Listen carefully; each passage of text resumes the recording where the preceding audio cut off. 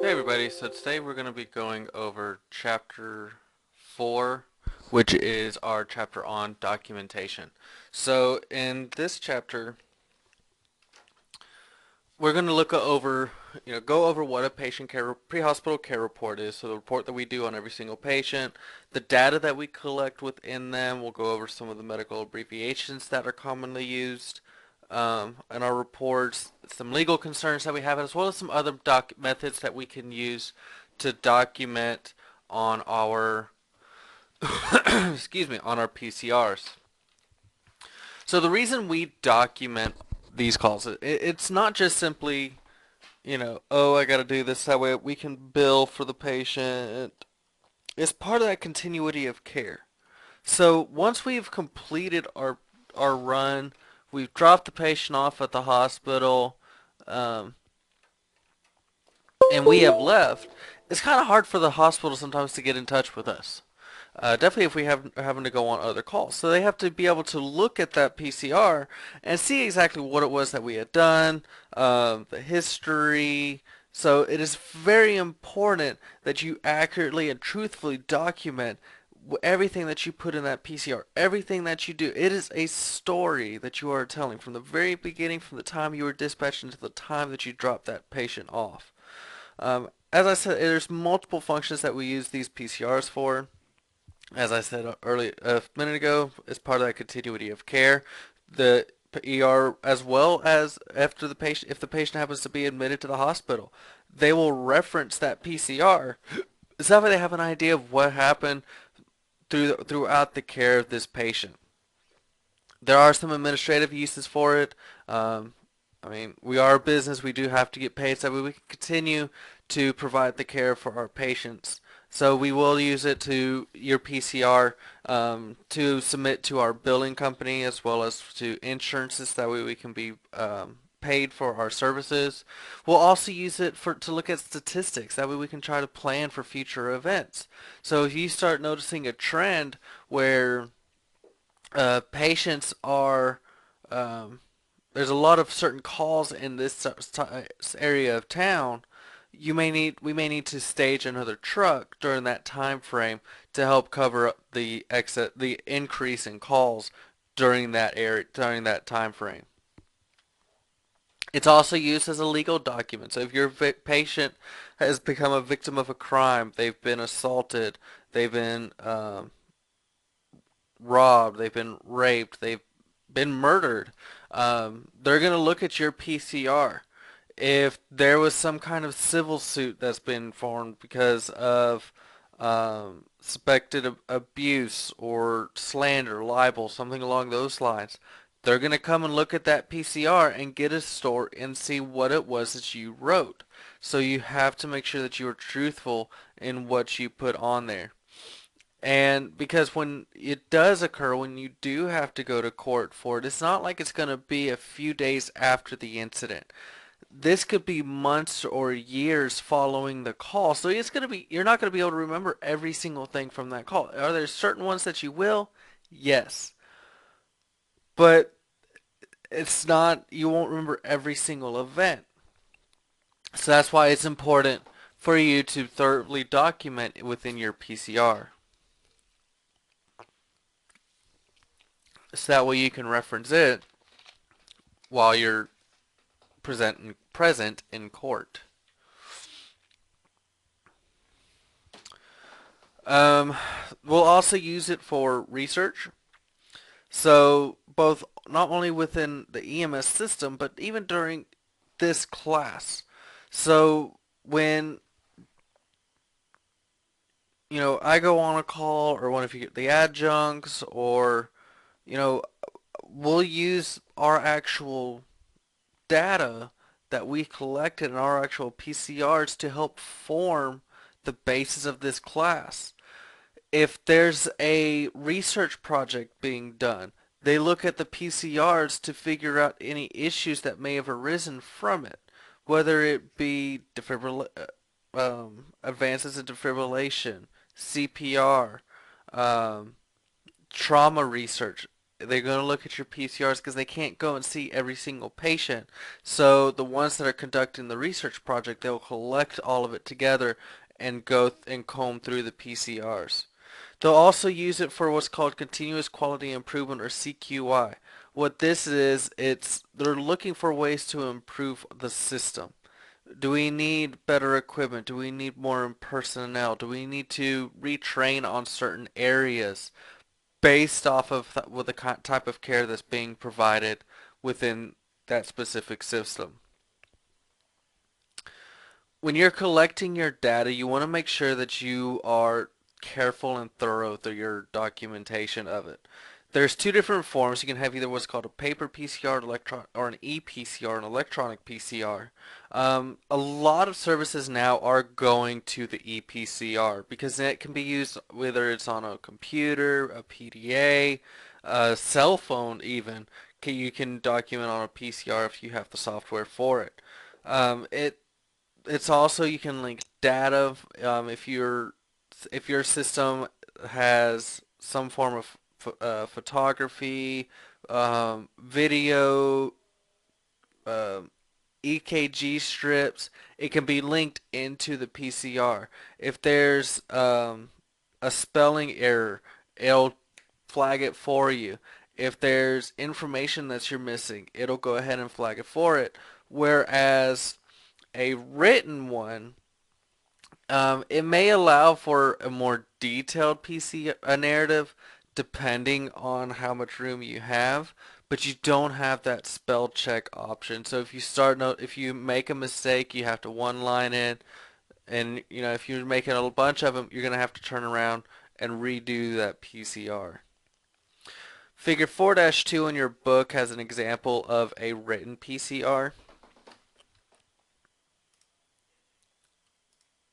So let's see. So this is where all of your demographic information would be going. The type of call, your run times would have to be going into your PCR. You have to make sure that you note who your crew was as well as their licensure information. There's a spot for your vital signs, medical history, your medications. So everything is documented out for it. Because the DOT or the Department of Transportation has established a minimum data set that our PCRs have to have so that way we can make sure that we improve our patient care and ensure that and allows for comparisons among EMS services. This these components, it has a variety of different things such as the patient administrative information, your vital signs, your patient demographics, um, your narrative, which would be on the opposite side of this PCR. All of this is preset by the federal government. That way we know what it is. If when we're using abbreviations, we have to use standard abbreviations that are approved. If you don't know what the abbreviation of something is, or if you don't know how to spell a word, write it out in plain English. You don't have to use big old fancy words just because we work in the medical field. As I said, you can also have a tough pad in Figure 4-3. It shows it. The great thing about these is if you have a patient with some type of trauma, bruising, marking, excuse me, you can actually pull up a human figure and actually select what it is that you're trying to point at. So if you're having wheezing, or if you have a bruise on an arm, or a fracture in the leg, you can actually mark the point to where you're wanting, and then mark exactly what it is that you have. Sorry about that interruption. So as I was saying, if with the great thing with the ePCRs, um, you do have the human anatomy that you can select and then actually select certain conditions that they may or may not have. There are two basic rules that you have to follow when you're writing your PCRs. If it wasn't written down, it wasn't done. If it wasn't done, don't write it. Don't fake it. Okay? If you didn't give that Narcan, don't say that you did. Okay? Because if something comes back from it, you're going to be in trouble for it.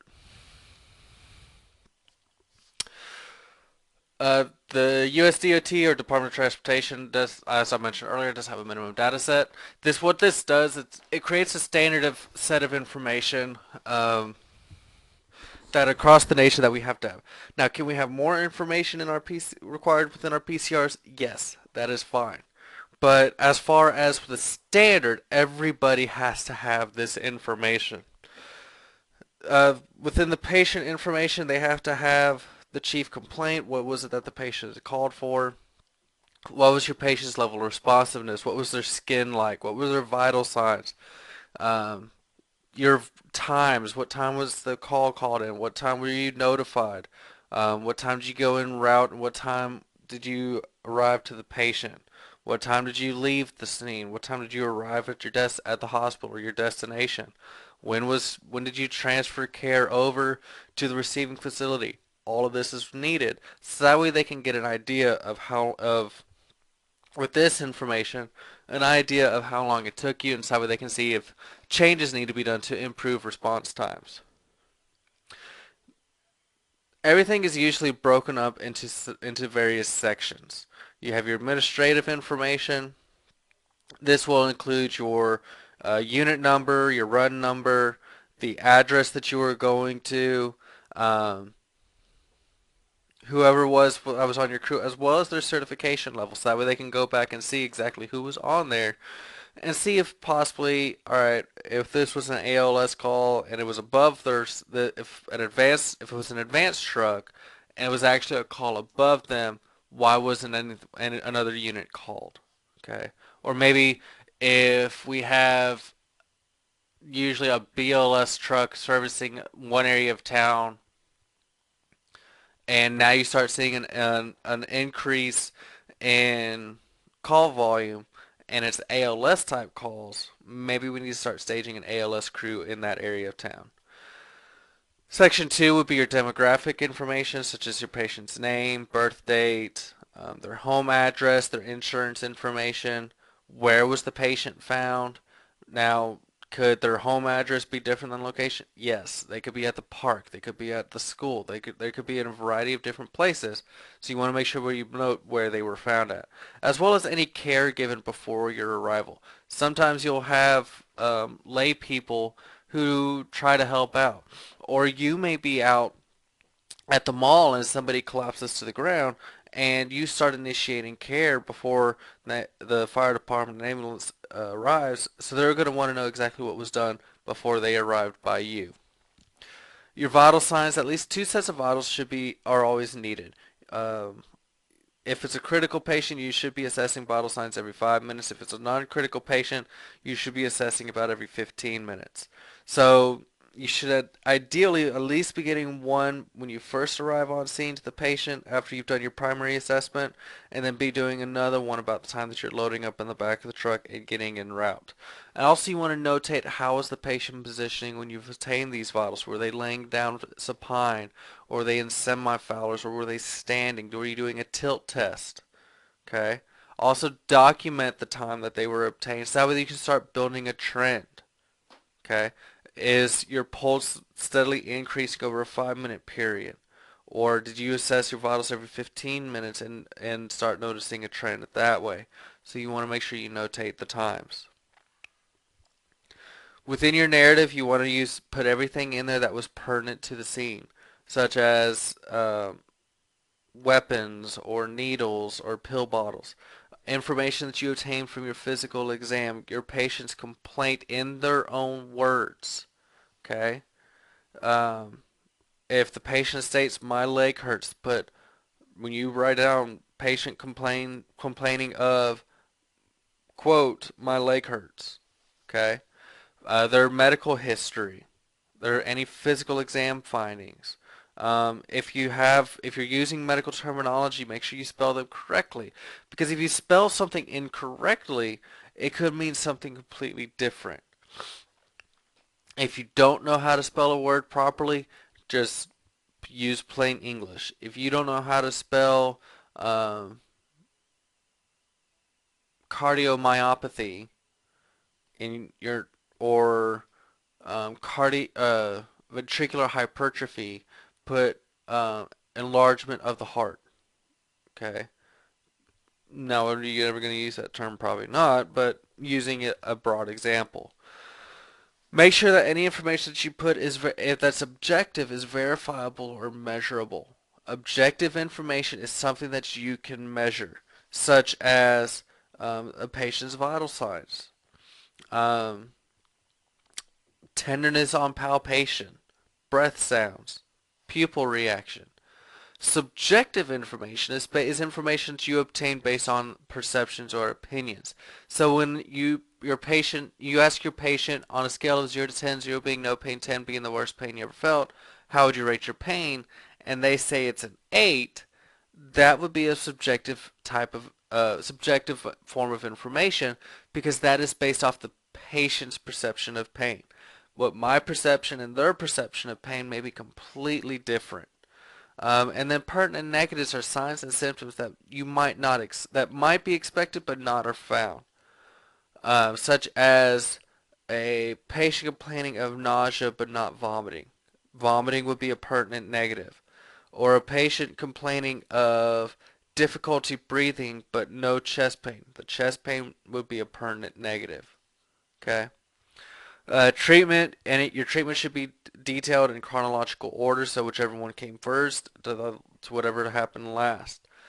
Document time of each treatment. The reason being is because certain medications have to be at a certain time interval. So you want to make sure that um,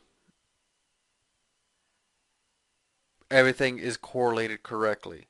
And then ultimately document your patient's response to each treatment. If it was a positive or negative, make sure you document it so that way people know. Because keep in mind, if whether it's a basic, an advanced, or a paramedic, someone is going to be coming back and reading that narrative to see what it was that you had done.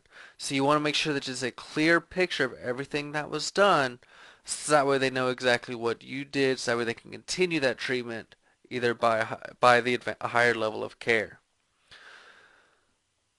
With using clocks, you want to make sure that they are accurate and synchronized. For everything from dispatch to the truck to your watch on your wrist, everyone's watches all agree with one another. The reason for this is that way, when you're documenting your care of the patient, everything is accurate, everything correlates together, and it makes everything run a lot smoother. Um, It also allows for when you're gathering medical information, for example, um, how to try to determine how long a patient had been in cardiac arrest before anything was initiated. By having your dispatch and your personal watch synchronized, if dispatch advises you were paged out at 13:32 and when you arrive it's 13:37, you know that there was at least 5 minutes difference. But if your watch is 2 minutes fast and dispatch and you arrive, you know, you were dispatched at 13:32 and you go and look at your watch and now it's 13:20 or 13:15, whatever. It's gonna be off. So make sure that everything is synchronized correctly. Fortunately, even dispatch, a lot of their clocks are synchronized to the same time matrix as our cell phones. So if your watch is set to your cell phone, you're going to be pretty close to what dispatch is at. All right, we're going to take a break here. Stretch your legs, get something to drink. If you have to use the restroom, go use the restroom. When we come back, we'll pick up with medical abbreviations and we will finish out this chapter. If you have any questions, just let me know.